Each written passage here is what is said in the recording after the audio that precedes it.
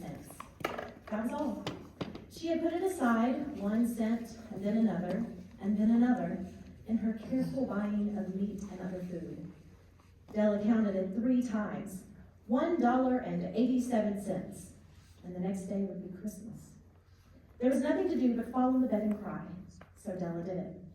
While the lady of the home is slowly growing quieter, you can look at the home. Furnished rooms at a cost of $8 a week. There's little more to say about it. In the hall below was a letterbox too small to hold a letter. There was an electric bell, but it could not make a sound. Also, there was a name beside the door, Mr. James Dillingham Young. When the name was placed there, Mr. James Dillingham Young was being paid $30 a week.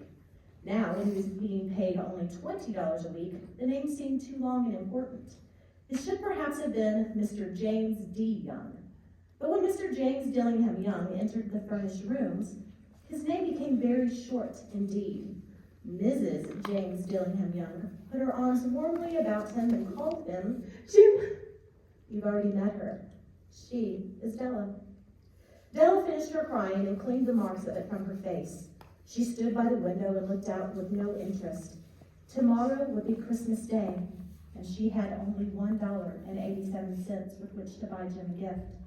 She had put aside as much as she could for months with this result.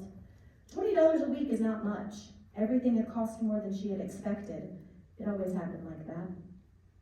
Only $1.87 to buy a gift for Jim. Her Jim.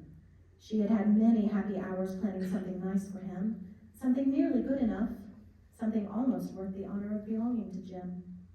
There was a looking glass between the windows of the room. Perhaps you've seen the kind of looking glass that are placed in $8 furnished rooms.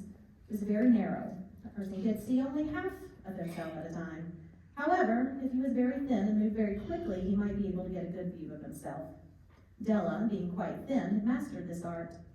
Suddenly she turned from the window and stood before the glass. Her eyes were shining brightly, but her face had lost its color. Quickly she pulled down her hair and let it fall to its complete length. The James Dillingham Youngs were very proud of 2 things which they owned. One thing was Jim's silver watch. It had once belonged to his father, and long ago it had belonged to his father's father. The other thing was Della's hair. If a queen had lived in the rooms near theirs, Della would have washed and dried her hair where the queen could see it. Della knew her hair was more beautiful than any queen's jewels and gifts. If a king had lived in the same house with all his riches, Jim would have looked at his watch every time they met. Jim knew that no king had anything so valuable.